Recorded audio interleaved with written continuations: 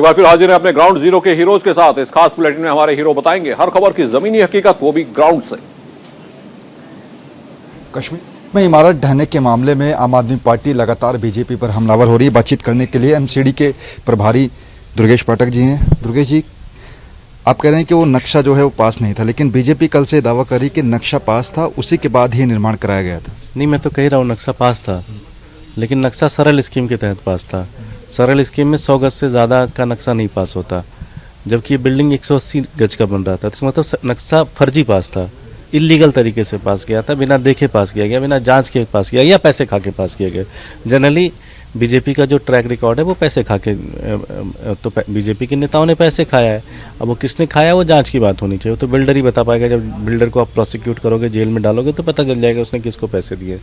तो नक्शा गलत तरीके से पास कराया गया, नक्शा इलीगल पास कराया गया, और उसके कारण है कि ये बिल्डिंग गिरी है।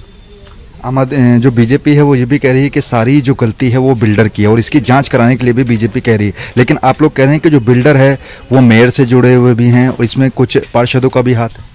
नहीं, आप मुझे बताइए कि एमसीडी ने सरल स्कीम में नक्शा पास किया, तो एमसीडी तो बिल्डर की नहीं है, एमसीडी तो बीजेपी की है। तो बीजेपी के नेताओं ने सरल स्कीम में नक्शा पास किया, तो पैसे तो उन्होंने खाए ना। अब जब पैसे खा लिए हो तो फिर तो मान लो कि पैसे खा लिए थे जी, गलती हो गई। 7 लोगों की जान जा सकती थी। महत्वपूर्ण चीज़ ये है कि एमसीडी ने नक्शा पास किया। एमसीडी का काम है, बिल्डिंग डिपार्टमेंट काम है कि ट्रैक रखना, नक्शा फॉलो हो रहा है नहीं हो रहा है। तो आप कहाँ थे अब तक? सब कुछ आप बिल्डर के ऊपर तो छोड़ नहीं सकते। बिल्डर ने आपको पैसे खिलाए, इसलिए आपने आपकी पट्टी बांधी हुई है, सीधी सी बात है। आखिरी सवाल दुर्गेश जी, आपने परिवर्तन यात्रा भी दिल्ली में अभी निकाली थी 12-13 मार्च को, और ये जो आप गड़बड़ घोटाला लेकर सामने आए हैं, आपको लगता है कि अब बदलाव होगा? पूरी तरह से बदलाव होगा। इसीलिए तो देखिए बीजेपी डर के भाग गई। आज उनके अंदर हिम्मत नहीं है कि वो चुनाव करा पाए। इतनी बड़ी पार्टी, इतने राज्यों में, इतनी सारी जगहों पे, लेकिन उस पार्टी की हिम्मत नहीं है कि वो सरकार अपना चुनाव करा पाए। ठीक है, तो बिल्कुल दुर्गेश पाठक जी ने साफ तौर पर कहा कि सरल योजना के तहत ये जो नक्शा था वो पास कराया गया था, और यही वजह है कि आम आदमी पार्टी लगातार बीजेपी पर सवाल खड़ी कर रही। कैमरा पर्सन नरेश के साथ नमित त्यागी, न्यूज़ इंडिया, दिल्ली। कल पंजाब के अंदर भगवंत मान मुख्यमंत्री पद की शपथ लेंगे, जिसको लेकर बड़ी तैयारी आम आदमी पार्टी ने की है। बातचीत के लिए हमारे साथ दिल्ली सरकार में मंत्री राजेंद्र पाल गौतम जी है। सबसे पहला सवाल सर ये होगा, क्योंकि ये जो मुख्यमंत्री पद की शपथ ग्रहण समारोह, इसको आप काफी ऐतिहासिक मनाने जा रहे हैं, और खुद आप उसका गवाह भी होंगे, खुद आप वहां पर पहुंचे हैं। किस तरीके की तैयारियां हैं, क्योंकि इसमें यह भी कहा जा रहा है कि किसी वीआईपी गेस्ट को निमंत्रण नहीं दिया गया है? देखिए, आम आदमी पार्टी कार्यकर्ताओं की पार्टी है, कार्यकर्ताओं के दम पर यहाँ तक पहुँची है, और एक नए पंजाब का जो सपना देखा था उसको साकार करने की शुरुआत हो रही है, तो फिर धूमधाम से होगी। और कल सारे कार्यकर्ता उसमें शामिल होंगे, और कोई वीआईपी नहीं है, वीआईपी की ज़रूरत भी नहीं है। हम कार्यकर्ता बन के काम करते हैं, और आम आदमी पार्टी ने हमें सिखाया भी है कि आप आम आदमी बन के, कार्यकर्ता बन के काम करें, और लोगों के सपने पूरे करने के लिए काम करेंगे, तो जनता निश्चित तौर पर गले से लगाएगी। उसी सोच के साथ डॉक्टर बाबा साहेब अम्बेडकर और शहीद भगत सिंह के सपनों का भारत बने, जहाँ सबको समान अवसर हो, सबको साथ लेके चलने की भावना हो, उसी भावना के साथ कल ओथ लेने जा रहे हैं। आप लोग लगातार दिल्ली मॉडल की बात कर रहे हैं, शपथ ग्रहण समारोह में भी दिल्ली मॉडल देखा जा रहा है, क्योंकि अरविंद केजरीवाल जी ने रामलीला मैदान में शपथ ली, तो भगवंत मान खुद भगत सिंह के पैतृक गांव में शपथ ले रहे हैं। आखिर इसके पीछे क्या रहस्य? नहीं, इसके पीछे कोई रहस्य नहीं है। एक ही बात है कि जो कार्यकर्ता रात दिन मेहनत करके हमको जिताता है, और जब ओथ लेने की बात आती है तो हम एक छोटे से हॉल में बंद कमरे में ले लें। कार्यकर्ता बेचारे बाहर खड़े रहते हैं, तो अगर ओपन जगह पे लेते हैं तो सारे कार्यकर्ता शामिल होते हैं, और वो एक ऐतिहासिक क्षण बन जाता है, और कार्यकर्ता के मनोबल को उससे बहुत मजबूती मिलती है। इस वजह से हम जो भी शपथ लेते हैं, जब हम सत्ता में आए हैं, हमने हमेशा पब्लिक के बीच जाके शपथ ली है, और वही काम पंजाब में होने वाला है। आखिरी सवाल, आपको लगता है कि नई राजनीति की शुरुआत है पंजाब में? निश्चित तौर पर नई राजनीति की शुरुआत, और एक नया पंजाब के लोगों के सपने का पंजाब बनेगा, और वो सब हम लोग देखेंगे, आप लोग देखेंगे। तो बिल्कुल साफ तौर पर जिस तरीके से पंजाबियों ने छप्पर फाड़ वोट आम आदमी पार्टी को दिए हैं, और कल एक ऐतिहासिक शपथ ग्रहण समारोह भगत सिंह के पैतृक गांव में होने वाला, और साफ तौर पर राजेंद्र पाल गौतम जी ने कहा कि एक नई राजनीति की शुरुआत पंजाब में होगी। कैमरा पर्सन नरेश के साथ नमित त्यागी, न्यूज़ इंडिया, दिल्ली। हिजाब मसले को लेकर कर्नाटक हाईकोर्ट का अहम फैसला आया है। हाईकोर्ट ने अपनी दलील में कहा है कि इस्लाम में हिजाब पहनना अनिवार्य नहीं है। हमारे साथ मुस्लिम स्कॉलर शाइस्ता मर्दी हैं, मुझसे बात करेंगे। शाइस्ता जी, कैसे देखती हैं इस फैसले को? देखिए, इस्लाम में इल्म को बहुत अहमियत दी गई है, और इसलिए कुरान पाक की सबसे पहले जो चैप्टर है वो इकरा है, यानी पढ़। तो पढ़ने का मतलब हुआ हमें हर इंसान को जो समझदार है उसको कलम और कागज से दोस्ती करनी पड़ेगी, कलम और कागज से रिश्ता जोड़ना पड़ेगा। जब हम शिक्षित होंगे तभी हम सही और गलत का फ़र्क समझ पाएंगे, हमारी समझ पैदा होगी। तो इसलिए मैं समझती हूँ कि इस्लाम में मर्यादित वेशभूषा के लिए कहा गया है कि आप एक चादर से अपने सर को, अपने शरीर को ढांक लें ताकि आप एक अच्छी और सभ्यशालीन महिला दिखाई दें। आप जो अश्लील, असभ, अमर्यादित वेशभूषा जिसमें समझिए कि जो शरारती तत्व हैं उसको देख करके एक बुरी नज़र से देखें, तो महिला का सम्मान बहुत ज़रूरी है। और सभी धर्म में, सभी पुराण में, सभी धार्मिक ग्रंथों में, और जो समझदार लोग हैं वो चाहते भी कि हमारे समाज में एक सभ्यशालीन माहौल बना रहे। तो इस कर्नाटक के हाईकोर्ट के फैसले का मैं स्वागत करती हूँ, सम्मान करती हूँ। संविधान हमको इजाज़त देता है आर्टिकल 21 में चॉइस टू राइट को लेकर के। ये हमारी संस्कार हैं, इस्लामिक संस्कार हैं, चाहे वो किसी भी धर्म व समुदाय में हों। तो देखिए, बिल्कुल ये थी हमारे साथ मुस्लिम स्कॉलर शाइस्ता अंबर जी, जिनका साफ तौर से कहना है कि कर्नाटक हाई कोर्ट का फैसला इनको स्वीकार है। लखनऊ से कैमरा पर्सन सुंदरम के साथ मैं Abu Talha, news India, Lucknow. School और कॉलेजों में हिजाब की ज़रूरत नहीं है, कर्नाटक हाई कोर्ट का ये फैसला आया है। हमारे साथ हैं मौलाना इमरान हसन सिद्दीकी जी।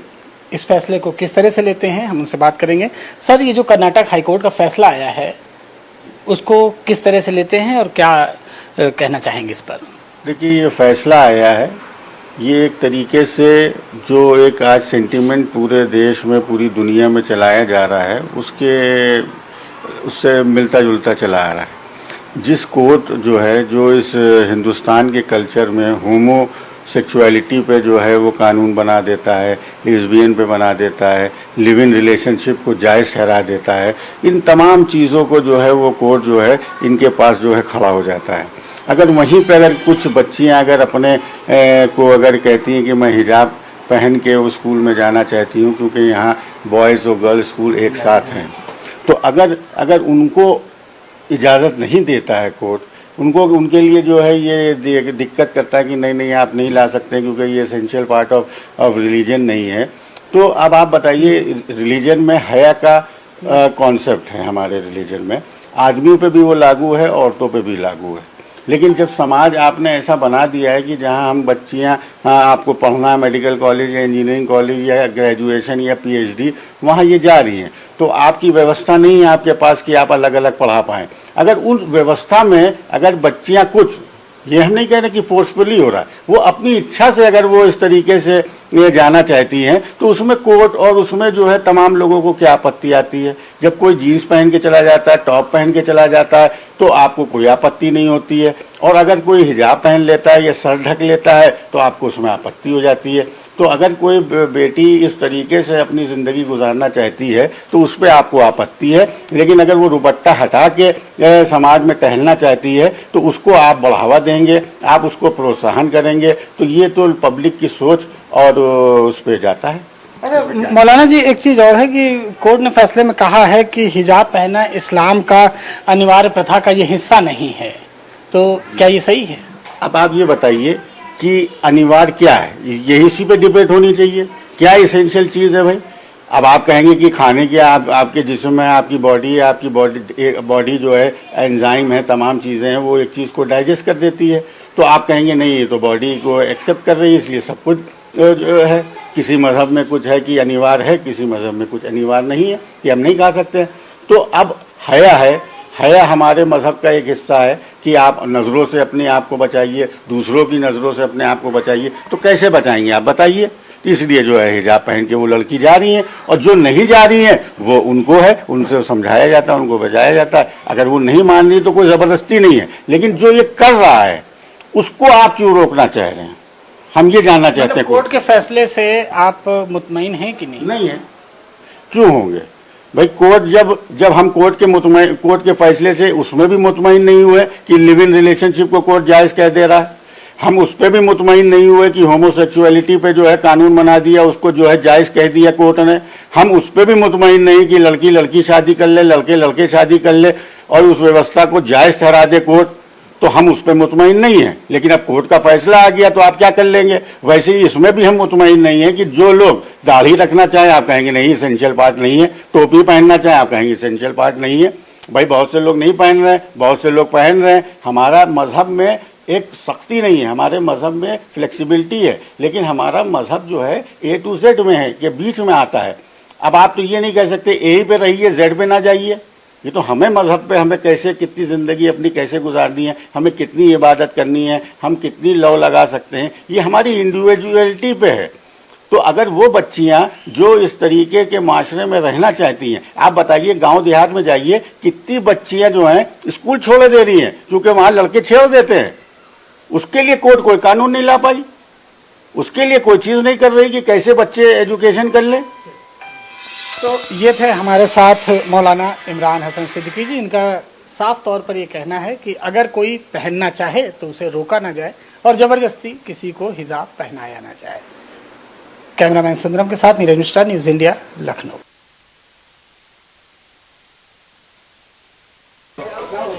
2022 के विधानसभा चुनाव खत्म होते ही जो है होली का रंग जो है ना चढ़ चुका है। अतः मार्केट में जो है ना राजनेताओं के साथ साथ जो है तमाम पिचकारियां जो है यहाँ पर आ चुकी हैं। और जिस तरह से अगर बात किया जा रहा था कि 2022 के चुनाव में बुलडोजर का जोर था और बुलडोजर की पिचकारी जो है मार्केट में आ चुकी है, और इसको लेकर के अगर कहा जाए तो खरीदारों में जो है ना इसकी डिमांड भी बढ़ी है। तो तस्वीरों में आप देख सकते हैं कि यहाँ पर कहा जाए तो बुलडोजर के साथ साथ जो कहा जाए मोदी योगी के और राहुल प्रियंका के साथ जो है केजरीवाल और ममता की भी पिचकारी जो है बाजार में जो है ना होली की रंग जो है ना बिखेर रही है। तो ऐसे में तस्वीरों में आप देख सकते हैं कि यहाँ पर ग्राहक जो है आए हैं, खरीदारी कर रहे हैं। होली का बाजार है और तमाम लोग जो है यहाँ पे मार्केट में मौजूद है। तो तस्वीरों में आप देख सकते हैं जिस तरह से होली में जो है बुलडोजर पिचकारी की डिमांड थी। यहाँ पे जो दुकानदार हैं उनसे भी बात करते हैं। जी सबसे पहले तो अपना परिचय बता दें। मेरा नाम मोहम्मद आसिफ है, मैं यहाँ का थोक व्यापारी हूँ मंडी का। आसिफ जी ये बताइए कि जिस तरह से विधानसभा का चुनाव तो चल रहा था, विधानसभा के चुनाव में बुलडोजर का ज़्यादा मतलब कहा जाए तो जोर शोर था, तो इस समय आपके यहाँ पे दुकान में देख रहे हैं बुलडोजर पिचकारी के साथ साथ कई पिचकारी, तो किस तरह की डिमांड है? ऐसा है कि डिमांड तो पिछले साल मोदी योगी पिचकारी बिकी ही थी और पिछले साल क्या 5-6 सालों से बिक रही है, लेकिन इस बार 2022 में बुलडोजर का जो क्रेज बढ़ा है तो हम लोगों ने पार्टियों से बात किया तो पार्टी ने कहा भाई बना माल, और समझिए 10 दिन में 50,000 पीस लाए थे, 4 पीस बचा है। अब बहुत बिक रहा है, कस्टमर अभी मांग रहे लेकिन दे नहीं पा रहे। हम लोग को इतना अंदाजा नहीं था, जब क्योंकि सरकार बन गई है अब बुलडोजर चला है इसलिए हर कस्टमर मांग रहा है। जरूर जिस तरह से कहा जाए तो बुलडोजर चला है और बुलडोजर चलने के बाद जो है बुलडोजर पिचकारी की डिमांड जो है ना काफ़ी बढ़ गई। तो आप तस्वीरों में आप देख सकते हैं कि यहाँ पे तमाम ग्राहक मौजूद हैं और उनसे भी बात करेंगे, क्योंकि जिस तरह से 2022 का चुनाव था और 22 में जो है ना बुलडोजर का ही जो था, तो ऐसे में कहा भाई साहब, तो ऐसे में यहाँ पे कुछ ग्राहक भी हैं। भैया ये बताइए कि आप कहाँ से आए हैं? सबसे पहले बताइए। हम जिला गाजीपुर से आए हुए हैं। गाजीपुर से आए हैं। ये बताइए कि जिस तरह से होली चल रही है, होली में किस तरह की पिचकारी की डिमांड है?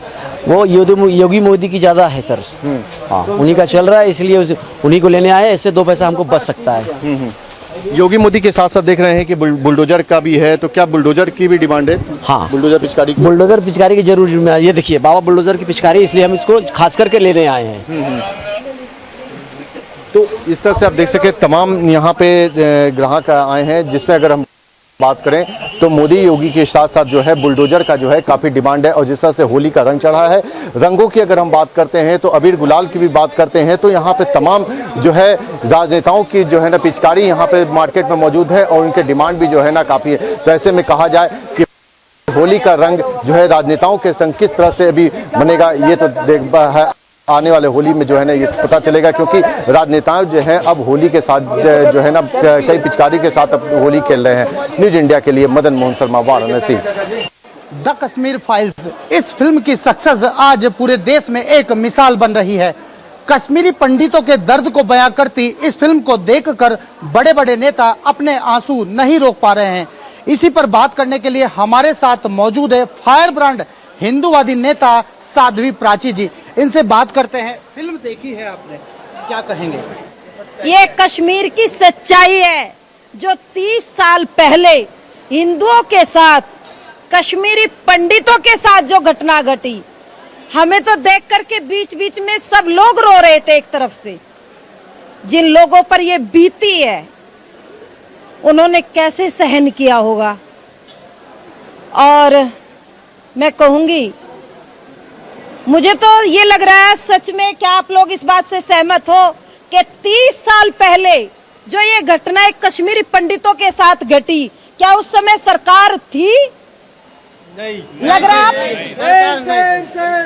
सरकार नाम की कोई चीज नहीं थी, तभी तो उनके साथ इस तरह की घटनाएं घटी।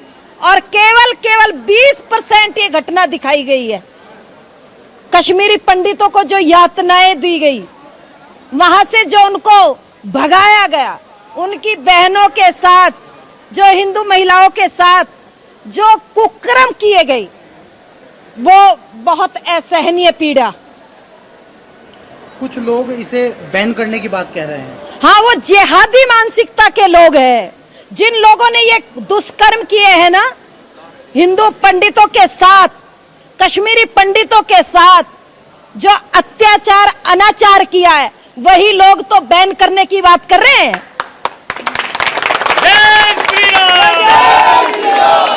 आज से पहले ऐसी फिल्म बनाने की किसी की हिम्मत नहीं। मैं विवेक अग्निहोत्री जी को और अनुपम खेर जी को, जितने पात्र इस कश्मीर द फाइल्स में हैं, उनको मैं नमन करती हूं और धन्यवाद देती हूं कि उन्होंने इतनी हिम्मत जुटाई है कि कम से कम 20% सच्चाई को देश के सामने लाकर खड़ा किया है। तो ये थे हमारे साथ फायर ब्रांड साध्वी प्राची। साफ तौर पर इनका कहना है कि जिस अभिनेता और जिस का किरदार इस फिल्म में रहा है, उन्हें कोटि कोटि नमन। अपने सहयोगी के साथ मैं संजय पुंडीर, न्यूज इंडिया, हरिद्वार।